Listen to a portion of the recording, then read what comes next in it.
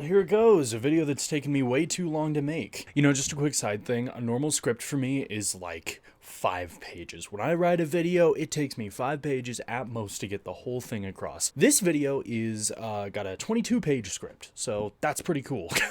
Anyway, that being said, Obsession! The best horror movie ever around! Yes! There's so much in this movie to talk about. I mean, there are endless details that people are still uncovering even a couple months after the movie's release. I saw the movie like opening week, and it took me this long to sit down and make a video. But I want to pretty much just get straight into the meat and potatoes and talk about what possessed Nikki, and that I don't think anything possessed Nikki. No monster, no demon, no succubus, it's just Nikki. There's some more detail. Ooh, that was a close one. There's some more details to go over, which we'll get into it, but long story short, I don't think anything possessed Nikki. I think it was just a minor adjustment to her brain.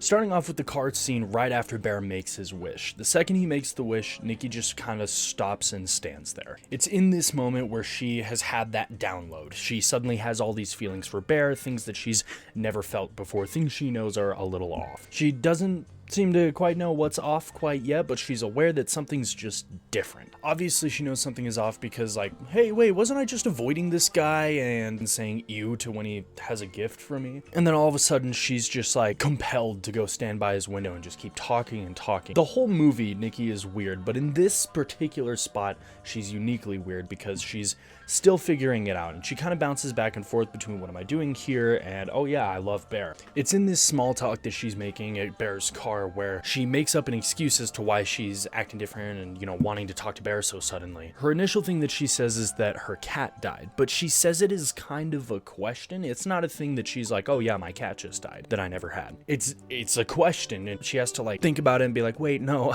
that's your cat that just died. And I think that's a pretty nice way to show that like she's confused. She knows something is off and just cannot fully tell what it is. What she doesn't realize she's feeling is the love for Bear being new. It's probably incredibly jarring to go from saying ew to when somebody says they have a gift for you to not being able to get away from them. That's probably a very strange feeling, and I'm sure that would confuse anybody. Here's the general premise of this theory, which is that most people in this situation, excluding the wish of course, would say, oh hey, I just had zero interest in Bear, I was just avoiding this guy, I'm going to keep avoiding this guy. But I think generally what the wish has done is made it to where she just can't change her mind about how she feels. So she's free to feel and think anything else, except for anything other than more in love with Bear than she loves anyone else in the entire world. She has the awareness to realize, hey, this is weird, but doesn't have the ability to change her mind. Are you kidding me? My camera's about to die. Just go as long as I can, I guess. But this is why she bounces around so much, because at the point where she would normally course correct and say, oh yeah, I'm acting weird, she literally can't. So she can be aware of it, but she can't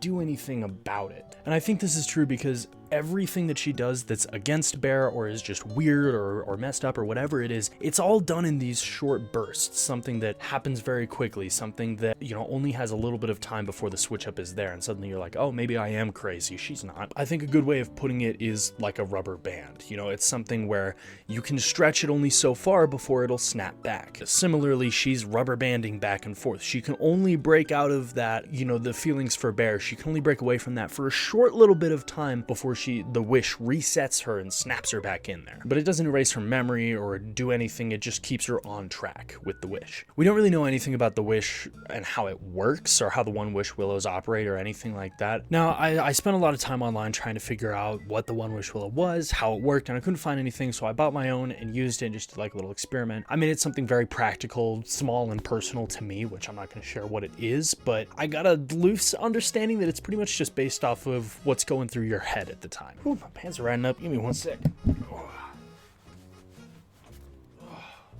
That's better.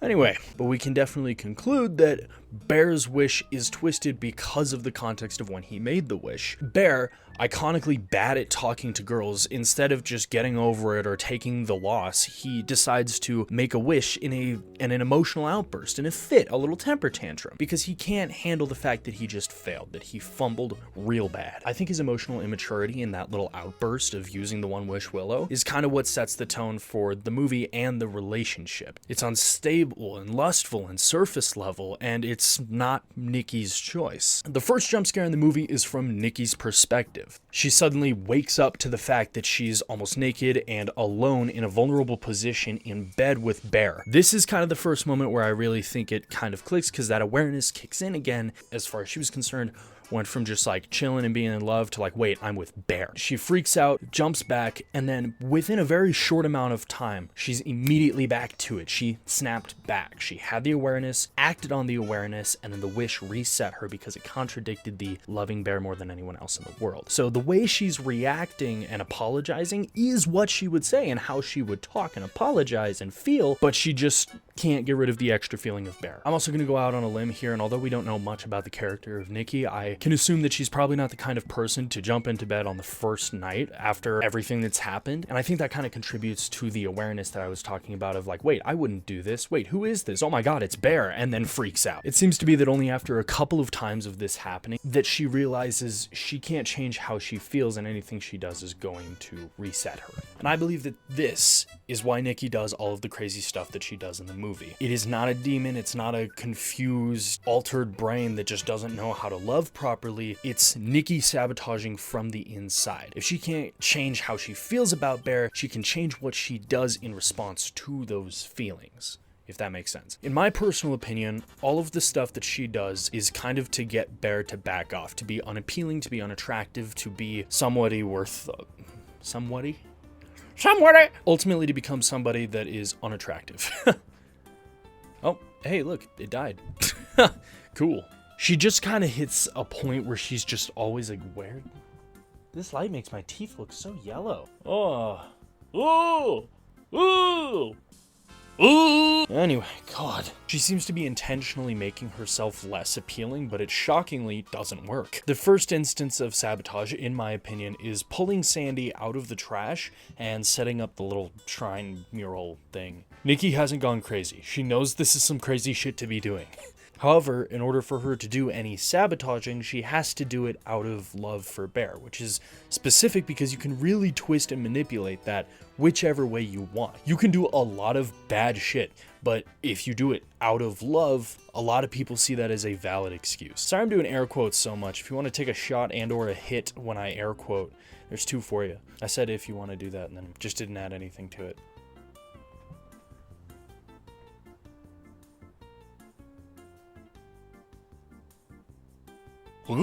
God, I'm gonna hate seeing that in the edit. Anyway, unfortunately for her, Bear is not only delusional and immature, but just doesn't care. He seems to see and recognize the out of love aspect, but is looking completely beyond what it is, which is pulling his dead cat out of the trash and just laying it on the floor, pretty much. That's crazy, and any rational person would say, hey, that's crazy. I mean, he does get freaked out by it, but ultimately he doesn't care. He just kind of, the whole movie, he really just kind of waves his finger at her and he's like, don't pull my dead cat out of the trash. Don't be doing all that. God, I cannot settle on a good light color. I like orange because it looks all natural. That's pretty neat. Anyway, it's around this point in the movie where we see a montage of them being a happy couple. And this is the point where I think Nikki just kind of succumbs to the misery and just says to herself, there's nothing I can do. She feels completely trapped, and what else can you do but just kind of give in to this feeling that you feel like you can't control, which is something I feel like a lot of people struggle with in a lot of relationships. People feel like there's something about themselves they can't control, and they just stick in relationships that they're not happy in. For at least half of the movie, Nikki has no idea and thinks there's something wrong with her. I don't think she thinks it has anything to do with Bear, but I think she does recognize that Bear is taking advantage of it. I mean, she could try to sabotage again, but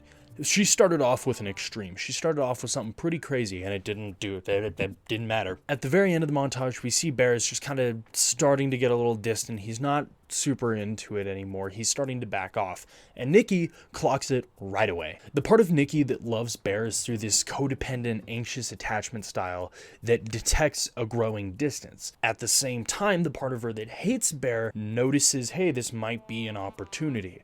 So she starts it up again. You know, maybe now that he's not so interested anymore, it'll be a little easier to repel him. Bear and Nikki go on a date, they're at a dinner, and it's during this dinner that Bear gets confirmation that it's his wish that's making Nikki act so weird. Even he himself wasn't sure where it was coming from, but now he knows it's the Wish. Bear tries to confront Nikki about some of her lies, and this is where she seizes her opportunity. Now, I can't back up this next claim with any source, so here's this picture.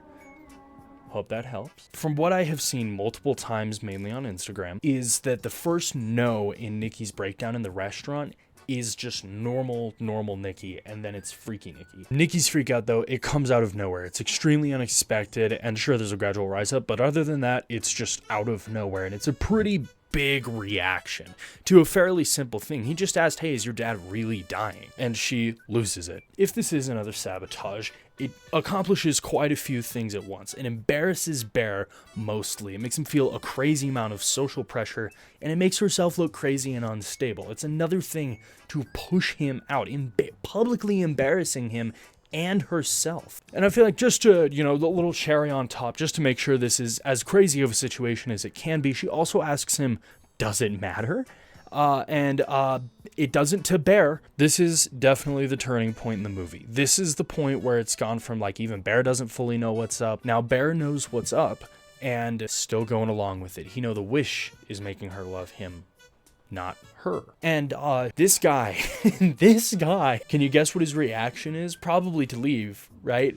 Nah. This whole thing goes down in the diner, and then we get a hard cut to them just in bed going crazy. He's going crazy. The camera pans up along the bed and it shows Nikki. She's making the noises for the context, but her face isn't changing and she's staring right at the camera. And I didn't notice this, but she's crying during this scene. Oh man, jeepers. That sucks. This scene is definitely by far, in my opinion, the most disturbing scene in the movie, especially because of what it directly follows. Bear has just been made aware that her free will, to some degree, has been revoked, that she was lying, and that she's crazy. And his next step is to take her home. And damn, this guy sucks. Now, conversely, my favorite scene in the movie immediately follows that. This is the scene where she's watching him sleep. This scene is creepy, it's uncanny, it strikes all the right nerves, it's terrifying. It was my favorite scene that...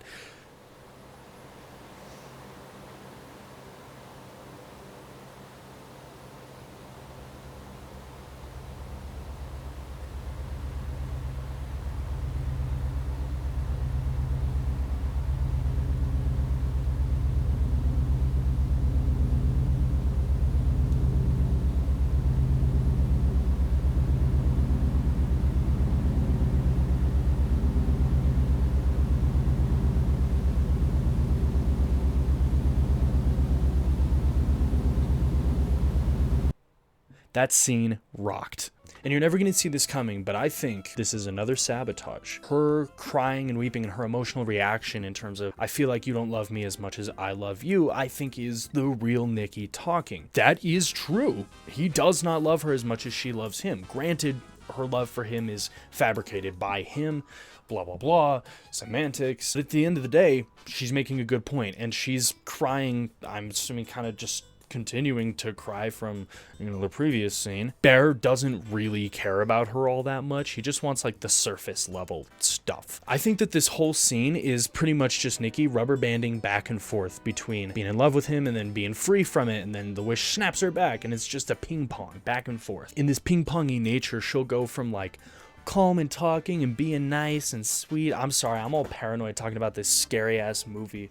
I keep hearing noises just outside the room and I keep looking. A great way that I feel like this is made very clear is that she does these uncanny movements where she's trying to get closer to him but then pulling away from him at the same time, and then she'll like correct and be all nice and then start moving again and then suddenly just move back and scurry away. It's literally snapping back. Nikki, the real Nikki underneath all of it, is freaking out and trying to step outside of the out of love thing. Nikki finally comes to bed. Bear tries to get out of bed and she screams at him to stay, and then he stays. But definitely the yelling was interesting, and I think it's definitely she's matching his energy now. He was emotionally violent towards her and she's returning the favor. That same night, she cuts his hair, takes a few pictures of him in his sleep, duct tapes the door shut, and turns his cat into a sandwich. All the normal nighttime activities. What are you doing at 3 a.m.? Nothing that productive, I'm sure. But she's now just throwing Hail Marys. It seems like she's just given up on sleeping and is just doing literally everything possible to love Bear in the most horrible ways she can. When he eventually breaks through the duct tape barrier and leaves for work, she stands there and damn pisses and shits and barfs all over her damn self. And that one definitely seems like another good deterrent, because imagine going to work, you get back and your girl's still standing there, same pose, and just covered in feces and just awful ick. But I mean, surely, you know, being covered in your own excrement is kind of a turnoff for anybody, right? And then this is Bear. That was stupid. There's 2 photos in Bear's lunchbox that were taken while he was sleeping, and I don't remember what one of them says, but the other one says, "Not me." That's just straight up some, I feel like that's a clear communication. It's not me, buddy! And, you know, honestly, all things considered, this is probably the most mature part of the relationship, communicating that it's not me. But unfortunately, this communication happened while Bear was at work, cuddling up on his side chick. So that's cool. Bear is what you would call a relentless asshole.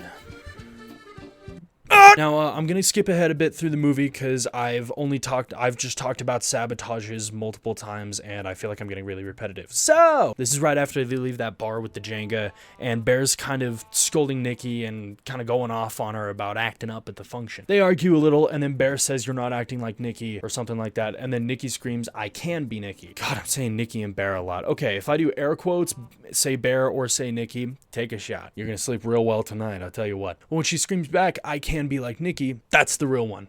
That's the real her, for sure, without any of the emotional interference or anything. She totally can be like the real Nikki. Bear's the reason why she technically can't. He's getting in the way of that and then demanding that she acts like the real Nikki. This movie is very frustrating, particularly because of Bear and how much he sucks. There's kind of a moment of silence. She comes down and she says, "I love you." And then when Bear says, "I love you too," immediately she does the reverse walk. One of the biggest jump scares in the whole movie. Deeply scared my girlfriend.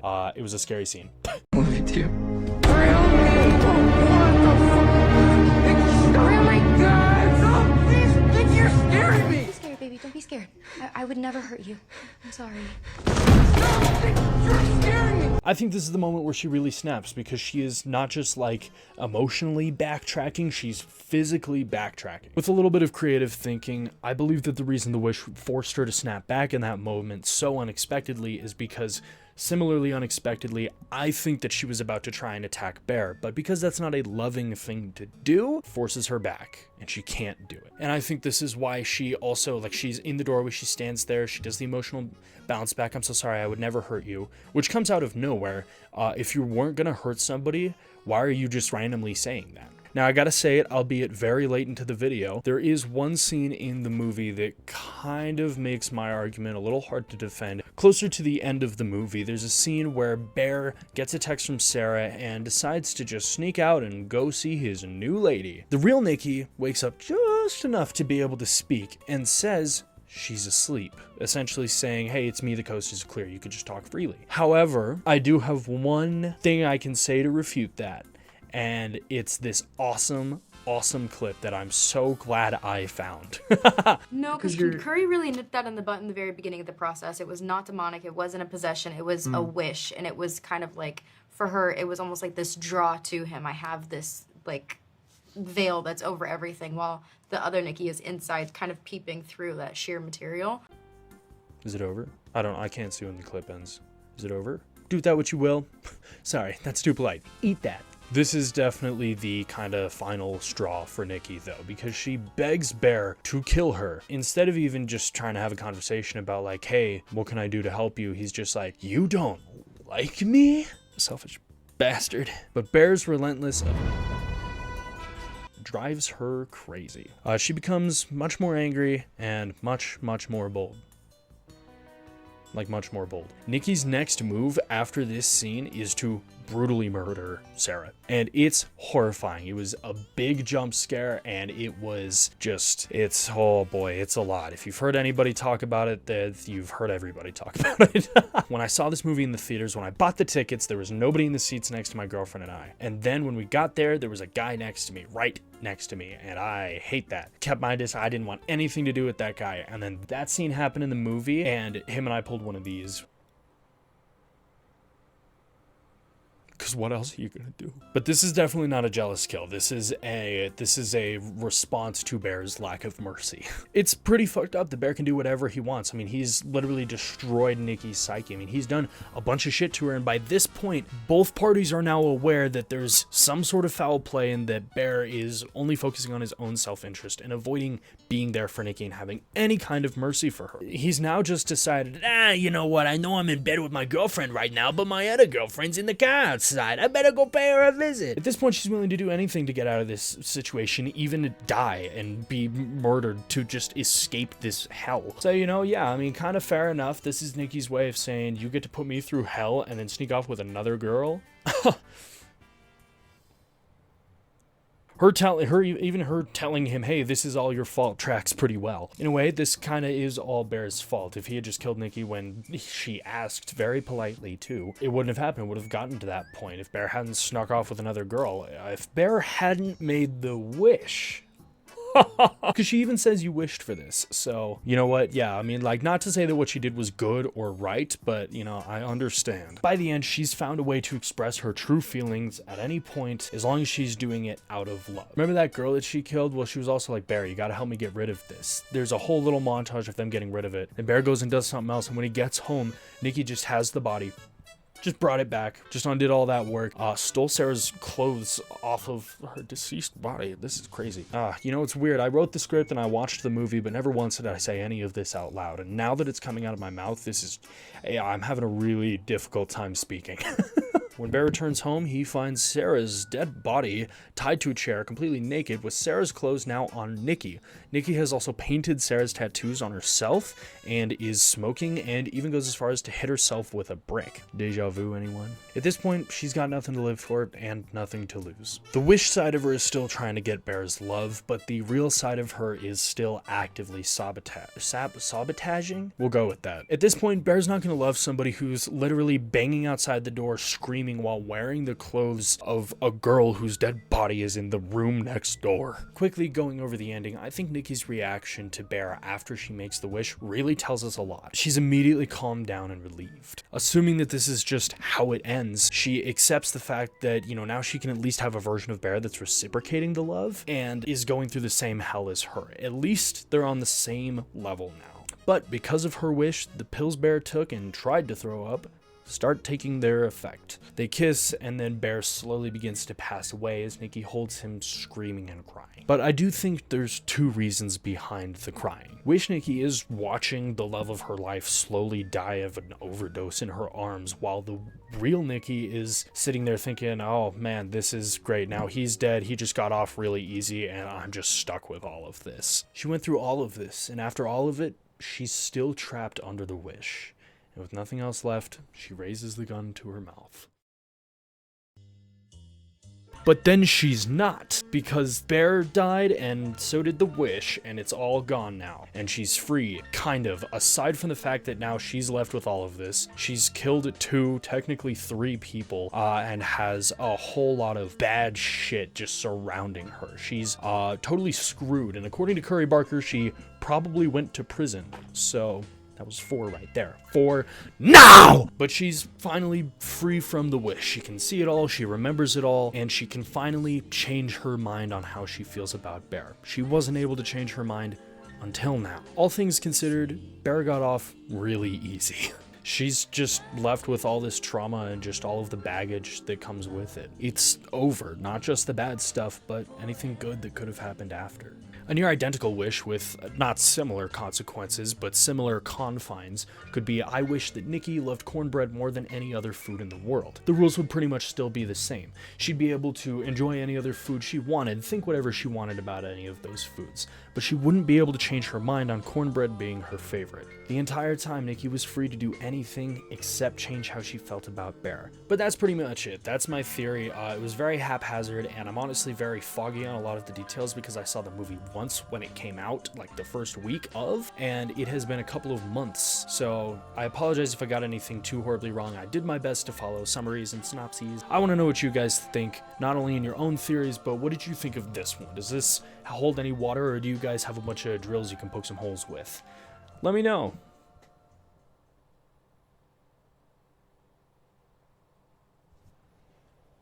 Oh yeah, like and subscribe.